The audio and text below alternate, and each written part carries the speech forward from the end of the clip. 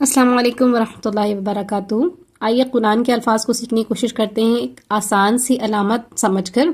और आप जब समझ जाएंगे तो कुरान में जब आपको मिलेगा तो हम उसका तर्जुमा भी देखेंगे, तब आप आसानी से उसका तर्जुमा कर पाएंगे इंशाअल्लाह ताला।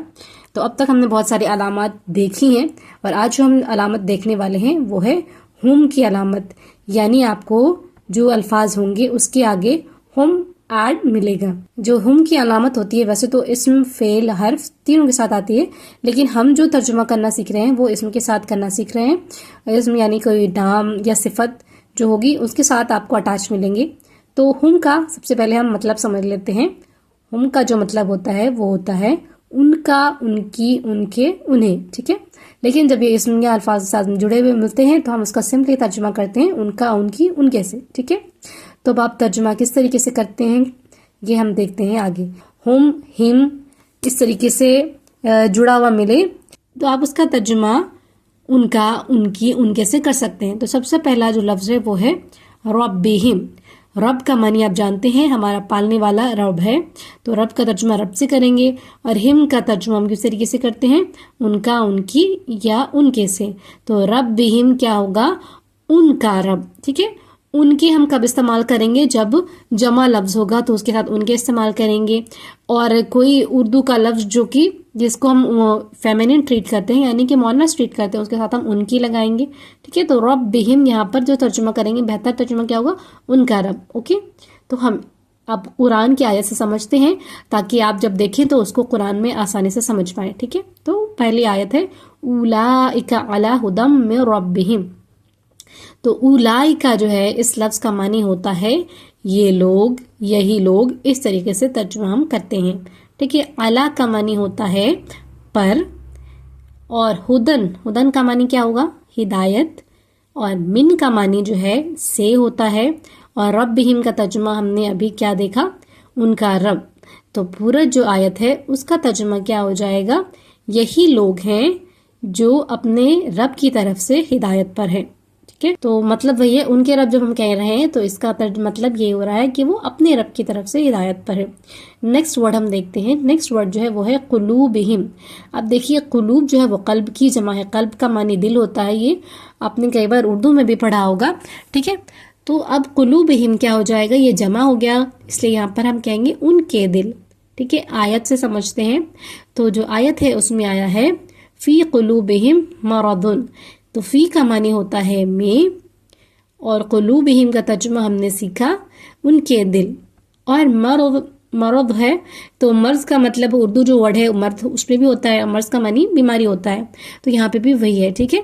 तो पूरा मिला के तर्जुमा हम क्या करेंगे, फी कुलूबिहिम मरदुन का तर्जुमा हो जाएगा उनके दिलों में बीमारी है। अब नेक्स्ट वर्ड देखते हैं। नेक्स्ट वर्ड है नबीयुहुम। नबी का मानी तो आप जानते ही और हुम का मानी आपने सीख लिया है, तो नबीयुहुम हो जाएगा उनका नबी, ठीक है। आयत देखते हैं। आयत है काला लहुम नबीयुहुम। काला का मानी होगा कहा। देखिए काला जब इस तरीके से आता है तो काला का तर्जुमा हम उसने कहा से करते हैं, लेकिन जब कहने वाला मौजूद हो, जैसे कि यहाँ पर जो कहने वाला है वो नबी है, ठीक है, इसलिए हम इसका तर्जुमा सिर्फ कहा से कहा। किसने कहा, तो नबी ने कहा, तो यहाँ पर इसलिए तर्जुमा सिर्फ कहा से किया गया है। वैसे काला का तर्जुमा हम उसने कहा से करते हैं, ठीक है। नेक्स्ट है लहुम। लहुम का मानी हो गया उनके लिए। ये जो लफ्ज़ है लहुम, इसके ऊपर एक पूरी मैंने वीडियो बनाई है, आप चाहे तो वो देख सकते हैं। ला जो है कई सारे अल्फाज के साथ जो अलामत, अब आजकल हम जो अलामत पढ़ रहे हैं उन सब के साथ, यानी का के साथ, या के साथ, हुम के साथ, सबके साथ जुड़ के आता है। तो आप जो है चाहे तो वो वीडियो देख सकते हैं इंशाल्लाह। तो नेक्स्ट वर्ड है नबीयुहुम। नबीयुहुम का मानी सीखा हमने उनका नबी। तो पूरी आयत का मिला के तर्जुमा हो जाएगा काला लहुम नबीयुहुम का तर्जुमा हो जाएगा कहा उनके लिए उनके नबी ने। तो ये बेहतर तर्जुमा करना है तो हम क्या कहेंगे, कहा उन्हें उनके नबी ने, ठीक है। नेक्स्ट जो वर्ड है वो है अजरुहुम। अजरुहुम का तर्जुमा होगा उनका अज्र या बदला। अज्र का मतलब क्या होता है, उनको अज्र मिलेगा यानी उसका बदला मिलेगा। तो आयत है कुरान में लहुम अजरुहुम इंद रब्बिहिम। तो लहुम का तर्जुमा भी हमने देखा था पहले आयत में। लहुम का मानी हो गया उनके लिए, अजरुहुम का मानी हो गया उनका अज्र, یا ان کا بدلہ، عندہ کا معنی پاس ہوتا ہے، ٹھیک ہے.